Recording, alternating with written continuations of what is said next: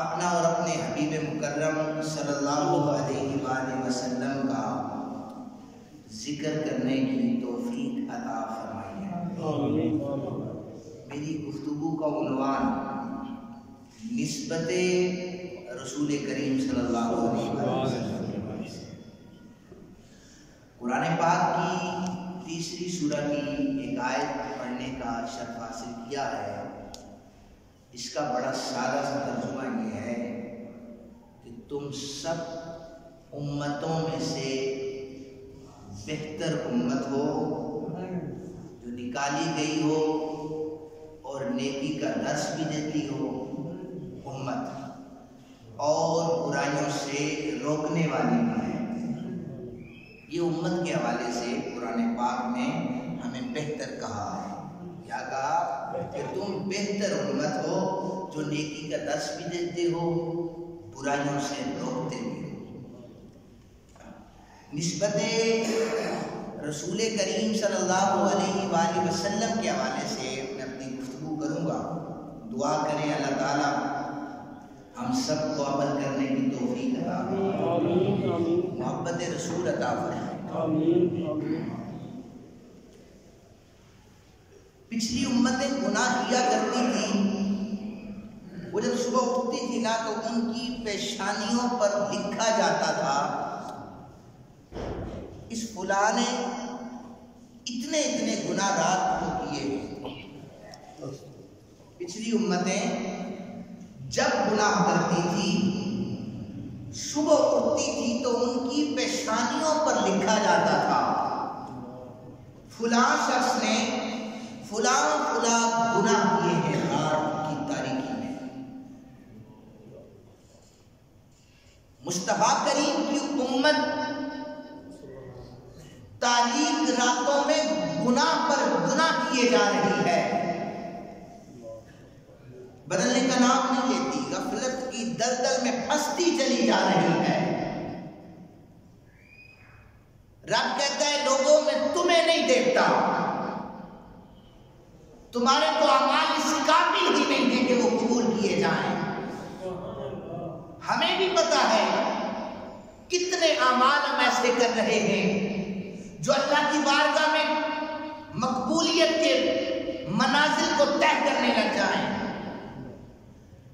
فرمایا کہ پچھلی امتیں گناہ کرتی تھی، ان کی پیشانیوں پر لکھا جاتا تھا فلاں نے اتنے اتنے گناہ کیے ہیں۔ امت محمد مصطفیٰ کے ساتھ یہ معاملہ نہیں ہے۔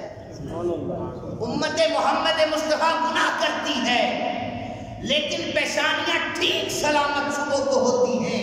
رب فرماتا ہے میں تمہیں نہیں دیکھتا، میں اپنے نبی کی نسبت کو دیکھا کرتا ہوں۔ میں تو اپنے نبی کی نسبت کو دیکھتا ہوں، تمہارا لحاظ کرتا چلا جاتا ہوں۔ میں نے اپنے نبی کی نسبت کو دیکھا ہے، تم نے میری ناشکری کی، میں نے تمہاری لچپالی کی، آج نہیں تو کل بدل جائے گا۔ تم نے گناہ کیے، میں نے گناہوں پر دسترس ہوتے ہوئے بھی تمہیں نہ پکڑا۔ اس کی وجہ یہ تھی گناہ کر رہا ہے، گناہ گار ضرور ہے، میرے نبی کا امتی تو ہے، گناہ گار ہے، امتی تو میرے نبی کا ہے۔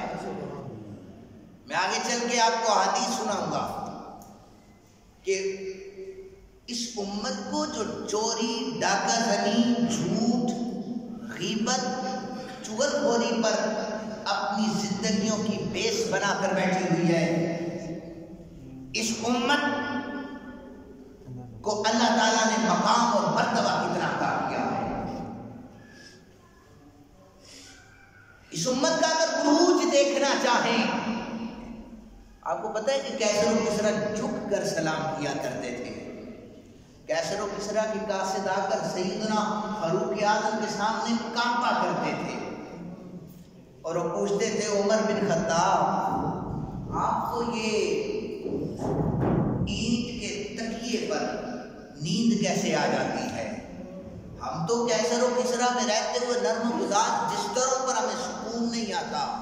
تو فاروق اعظم نے فرمایا کہ جب تم اللہ کی دھرتی پر عدل و انصاف قائم کرنا شروع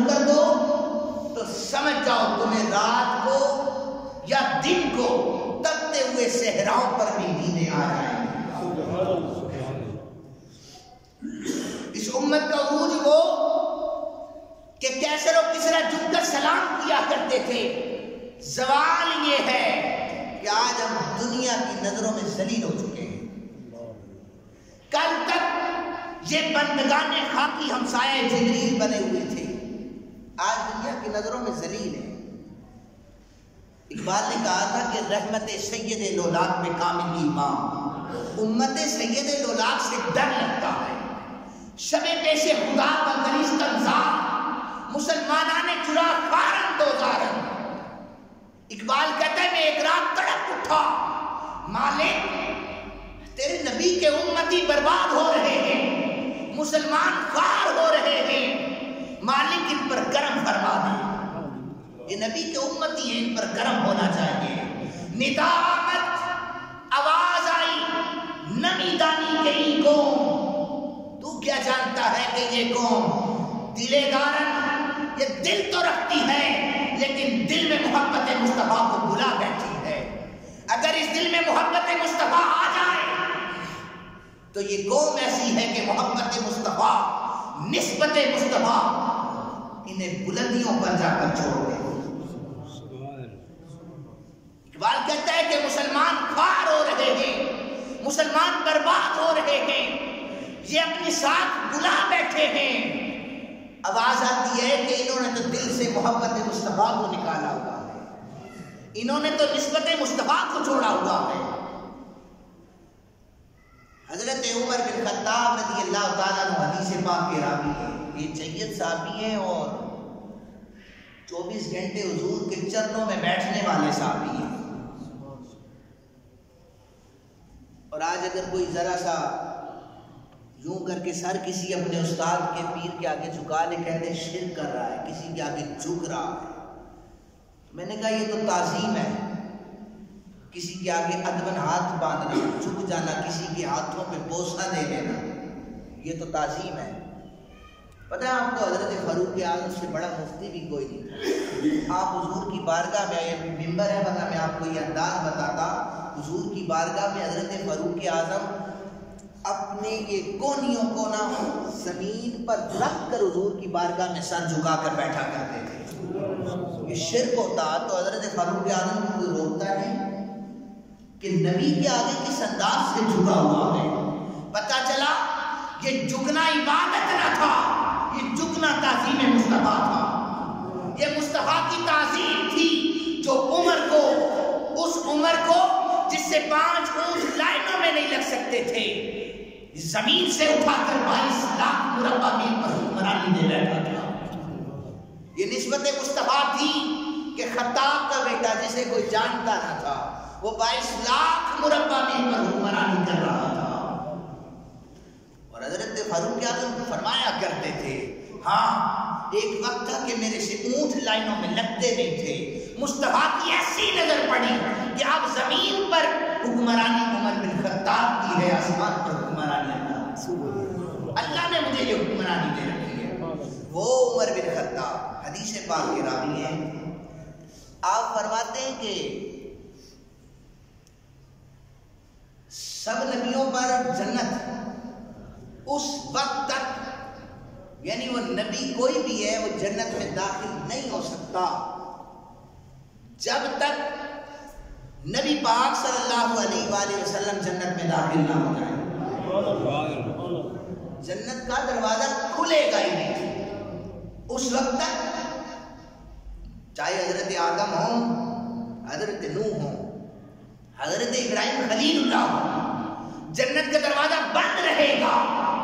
کھلے گا تو سب سے پہلے محمد مصطفیٰ کریم کے لیے کھلے گا، حضور داخل ہوں گے، نبیوں کو حکم ہوگا اب داخل ہو جاؤ، اب داخل ہو جاؤ۔ فرمایا حضرت فاروق اعظم حدیث کے راوی، فرمایا کہ پھر سارے نبیوں کی امتیں کھڑی ہوں گی،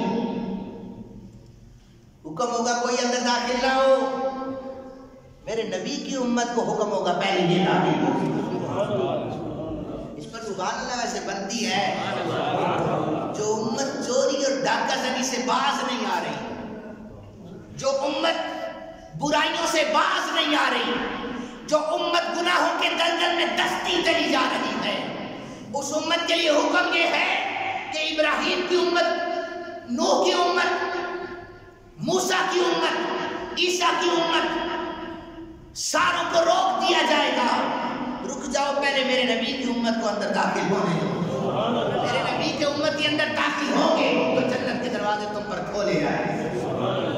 یہ مقام ہم بلا بیٹھے ہیں نا، یاد ہے نا یہ مقام ہمیں ملا۔ سنیے گا ذرا، حضرت جناب موسیٰ کلیم اللہ کوئی طور پر اللہ سے کلام کرتے تھے، اللہ سے کلام کیا کرتے تھے، اللہ کے برگزیدہ پیغمبر ہیں۔ جناب موسیٰ دعا کر رہے ہیں، مالک نبی کی امت مجھے عطا کر دے۔ کون؟ موسیٰ کلیم اللہ نبی ہیں، خطائیں پلے ہیں ہی نہیں، معصوم الخطا ہیں، ہو ہی نہیں سکتی، اللہ نے نبی بنایا ہے۔ عرض کرنے لگے مالک یہ امت مجھے دے دے، یہ امت مجھے دے دے۔ موسیٰ میرے کلیم ضرور ہیں، میں نبیوں کی دعاؤں کو رد نہیں کرتا، لیکن اے جناب موسیٰ فیصلہ ہو چکا ہے، اس امت کو میں اپنے نبی کو دے چکا ہوں۔ یہ امت جو حجویری مسجد میں بیٹھے ہیں، یہ امت جو مصطفیٰ کا کلمہ پڑھتے ہیں، یہ امت، اور یہ اسی امت میں ہیں جو 10 روپے کی چیز ناجائز منافع خوری پر 100 روپے میں بیچ کر کہتے ہیں ہم نبی کے امتی ہیں۔ انہیں سزا تو بعد میں ملے گی، انہیں سزا ملے گی، لیکن یہ امت اپنا مقام کیوں کھو بیٹھی ہے؟ اسے مصطفیٰ نے مقام دیا تھا۔ لوگوں اتنا یاد رکھو کہ جس امت کے لیے، ہمارے لیے اللہ کا کلیم دعائیں کرے مالک مجھے دے دے، یہ امت کیوں اپنا مقام کھو بیٹھی ہے؟ عرض کی مالک اچھا امت نہیں دیتا، نبی مجھے دے دے، جو احمد آئے گا نا تیرا نبی، وہ میری اولاد میں سے ہو جائے۔ فرمایا موسیٰ یہ فیصلے پہلے کر چکے ہیں، یہ پہلے ہو چکے ہیں فیصلے۔ کلیم جن کے لیے دعائیں کریں، نبی ہمیں مل جائے، یہ امت مل جائے۔ 1400 سال بعد آنے والوں، ہم نے تو دعائیں نہیں کی، اللہ کا اتنا فضل ہے کہ مصطفیٰ کو امتی بنا دیا، اللہ کا اتنا فضل ہے کہ حضور کو امتی بنا دیا ہے۔ یہ نسبت محمد مصطفیٰ ہے۔ ہمارے اندر کون سا کمال تھا؟ ہمارے اندر کون سا کمال تھا؟ یہ تو نسبت رسول صلی اللہ علیہ وآلہ وسلم ہے۔ سارے نبیوں کی امتیں کھڑی ہوں گی انتظار میں، جنت میں جائیں گے، حکم ہوگا روکا جائے، انہیں روکا جائے، جنت میں کوئی نہ جائے جب تک میرے نبی کی امت جنت میں داخل نہیں ہو جاتی، کوئی نہ جائے۔ اس امت کے میں برگزیدہ 2 بندوں کا ذکر کر دیتا ہوں، اس امت کے 2 برگزیدہ بندوں کا ذکر کر دیتا ہوں۔ حضرت جناب آصف بن برخیہ سلیمان علیہ السلام جو امتی ہیں، آپ تشریف فرما ہیں، حضرت سلیمان نے منبر سے بیٹھ کر یہ کہا، 2500 میل دور کڑی نگرانی میں تخت بلقیس پڑا ہوا ہے، کون ہے جو مجھے لا کر دے گا؟ واقعہ طویل ہے۔ آصف بن برخیہ اٹھ کھڑے ہوئے، قرآن کہتا ہے وہ جنوں میں سے نہیں تھے، یہ سلیمان کی امتی تھے، کتاب کا تھوڑا سا علم اللہ نے انہیں عطا کر رکھا تھا، کتاب کا تھوڑا سا علم اللہ نے انہیں عطا کر رکھا تھا۔ کھڑے ہو گئے آصف بن برخیہ، عرض کرنے لگے حضور میں وہ تخت بلقیس آپ کے قدموں میں لا کے رکھوں گا۔ فرمایا جہاں پر جنوں کی طاقت ختم ہو رہی ہے، اے آصف کیسے لے کے آئے گا؟ عرض کرنے لگے آپ کے پلک چپکنے سے پہلے قدموں میں حاضر آپ کی پلک جھپکے گی نہیں، تخت بلقیس قدموں میں لا کے رکھوں گا۔ اللہ نے یہ پاور دی ہے سلیمان کے امتی کو، سلیمان کو امتی کو اتنی پاور اللہ نے دے رکھی ہے۔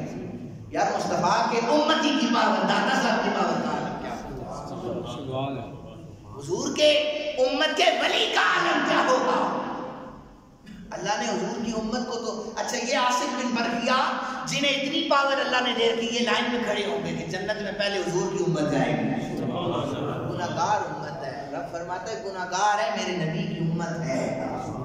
بس دین سے کبھی غداری نہ کرنا, دین سے کبھی بے وفائی نہ کرنا. اگر گناہگار بھی ہوا ایک مرتبہ توبہ استغفار کرو گے, اللہ تمہیں نہیں محمد مصطفیٰ کو دیکھ کر گناہوں کو مٹا دینا.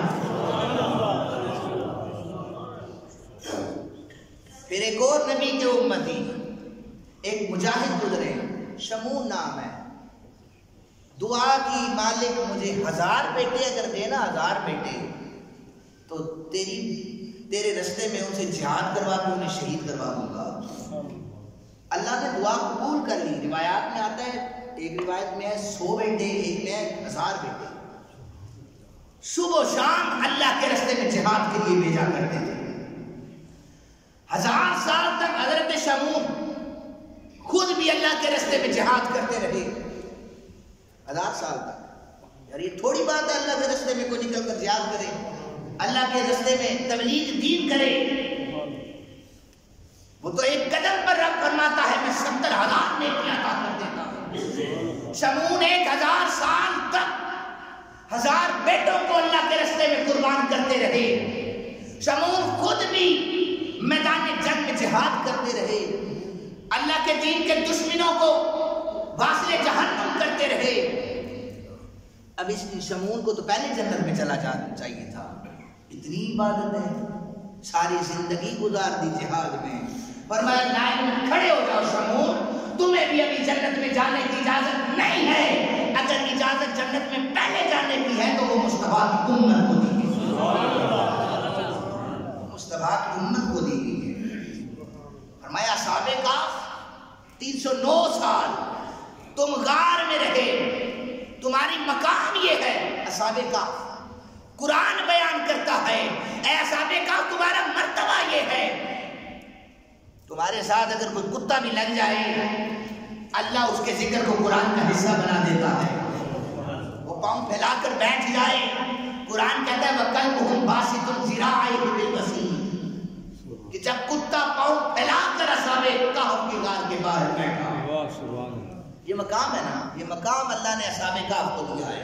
اے اصحاب کہف تمہارے ساتھ تمہاری سنگت میں تمہاری نسبت میں اگر کتا آ جاتا ہے رب اس کتے کا ذکر قرآن میں کر دیتا ہے. تم افضل ہو, تم اعلیٰ ہو, تمہارا مرتبہ بڑا اعلیٰ ہے, اس لیے تو کتے کو اللہ اتنا مقام عطا کر رہا ہے. اللہ اپنی رحمتوں کو نازل کر رہا ہے. میں ویسے کہتا رہوں مجھے نیکیاں نہیں ملیں گی, لیکن میں قرآن کی روح سے جب وَقَلْبُهُمْ کہوں گا ہر لفظ پہ اللہ 10 نیکیاں عطا کر دے گا. سبحان اللہ.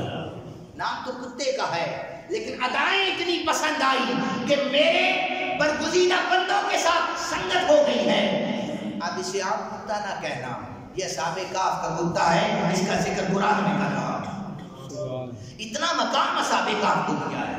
فرمایا اصحاب کہف آپ کی لائن میں کھڑے ہو جائیں, آپ اس وقت جنت میں جائیں گے پہلے مصطفیٰ کی امت ہوئے, پہلے مصطفیٰ کی امت ہوئے.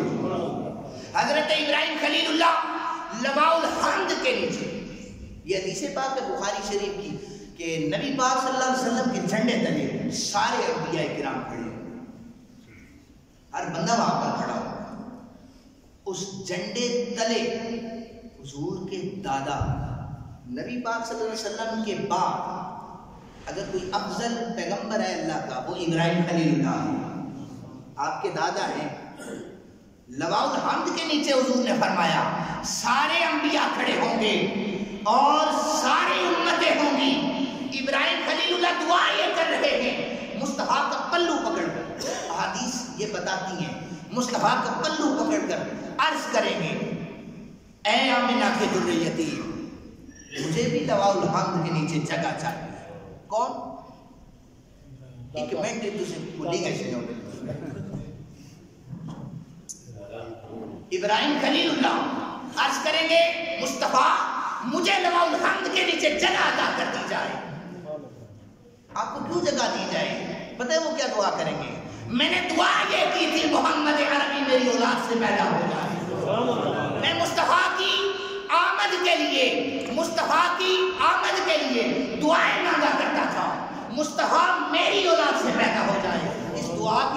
سے مجھے لواء الحمد کے نیچے جگہ دی جائے۔ یار ابراہیم خلیل اللہ حضور کے دادا ہیں، ویسے بھی جگہ مل جانی تھی، دعائیں مانگ کر گزارشات کر کے لواء الحمد کے نیچے جگہ انہیں دی گئی۔ فرمایا ابراہیم دعا کر کے جہاں پہ آ رہے ہیں، سنو مصطفیٰ کے امتیوں، کلمہ پڑھنے والوں، تمہیں دعاؤں کی بھی ضرورت نہیں ہے، مصطفیٰ کریم سب سے پہلے تمہیں اپنے جھنڈے تلے جگہ۔ آخری بات کر کے نسبت مصطفیٰ پر اجازت چاہوں گا۔ حضرت خالد بن ولید جنگ یرموک ہے اور گھوڑا کسی بار سے پھسلا اور گرنے لگا، حضرت خالد بن ولید بھی نیچے گرنے لگے۔ خالد بن ولید کو اللہ کی تلوار بھی کہا جاتا ہے۔ آپ گرنے لگے، ایک طرف تلوار جا کر گری، دوسری طرف دستار جا کے گری، امامہ بھی گرا، تلوار بھی گری، دشمن سر پہ پہنچ چکا تھا، دشمن سر پہ پہنچ چکا تھا۔ حضرت خالد بن ولید نے دشمن کی پرواہ بھی نہ کی، تلوار کو بھی نہیں اٹھایا، لپک رہے اپنے دستار کی طرف۔ سنی ہوگی حدیث پاک آپ سب نے،